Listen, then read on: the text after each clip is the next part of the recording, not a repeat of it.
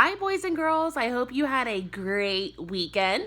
We had two birthdays over the weekend, Aiden and Giselle. I hope you guys had a wonderful birthday with your family.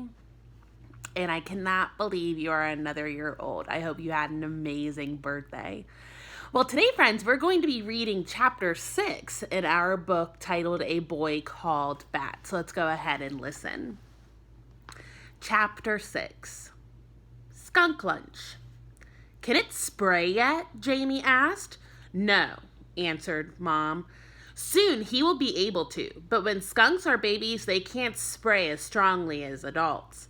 Bat realized that he didn't know a lot about skunks. He knew they sprayed a stinky smell to protect themselves, and he knew they were mammals, and he also knew they were omnivores, because they ate bugs and smaller animals and plants too. But he didn't know very much more than that. He decided to learn everything about skunks. What are we going to feed him? Bat asked. Can I do it? He's too little to eat yet, so we need to feed him formula. They don't make skunk formula, so we're going to use puppy formula. It's the closest thing to mother's milk. Jamie stood up. It's a cute skunk, Mom, but I want to go over to Ezra's house, okay? Okay, Mom said, but you need to be back in an hour. Ezra lived 3 houses up the block and had been Janie's best friend since before Bat was even born. Janie loved Ezra. She thought he was funny and smart and creative. Bat didn't love Ezra. He thought Ezra was loud and annoying and mean.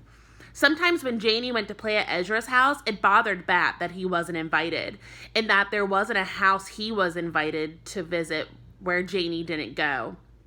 But right now, he didn't care about Ezra or about anything other than feeding the skunk kit. Goodbye, he said to Janie without taking his eyes off the baby skunk's tiny, cute face. The skunk was yawning and licking his lips with the world's tiniest, pinkest tongue. Janie left. Mom said, Okay, Bat, sit right here, and I'll get the formula. She went to her bag and pulled out a can like a soda can, but with a picture of a puppy on it. Mom shook it and cracked it open and dipped a syringe inside, pulling the plunger up. Bat watched it fill with a thick white liquid. We only give him a few drops at a time, Mom said, carrying the full syringe back over to the table. Watch me do it first.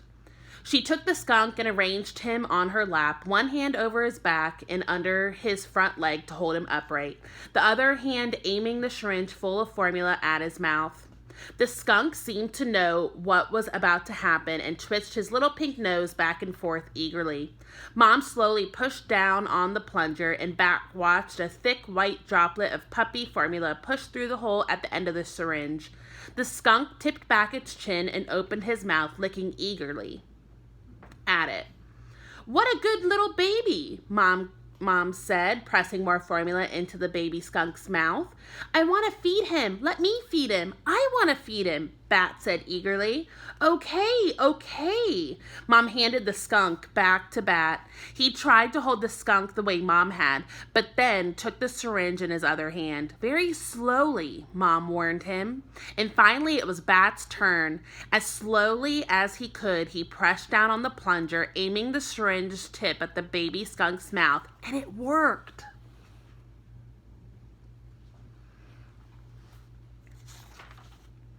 The skunk's little pink tongue lapped at the formula.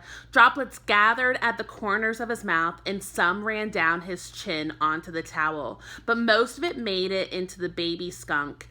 I'm doing it, Bat whispered. I'm feeding him. You sure are, Mom said. Bat knew he was doing a messier job of it than Mom had done, but the baby skunk didn't seem to mind. I love him, Bat said. He hadn't meant to say that out loud.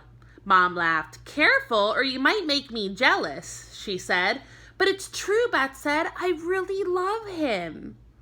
Mom said they'd have to hand the kit over to the rescue center in about a month. But Bat, holding the tiny animal in his arms, made a silent promise that he'd figure out a way to keep him. And that is the end of chapter 6. Boys and girls, I want to let you know that this week is spring break. And so I'm not going to be assigning you any math or reading work. But I really hope you take that time to spend with your families. If you can still read every day, that is awesome. I will still be posting read alouds every day. With my read alouds, I will be posting a fun little science or STEM activity as well if you want something fun to do each day of spring break since we are kind of stuck inside. I hope you enjoyed our read aloud today. I miss and love you so very much, and I'll see you tomorrow for chapter 7, and maybe we'll figure out how Bat plans to keep the baby skunk. I'll see you tomorrow. Bye.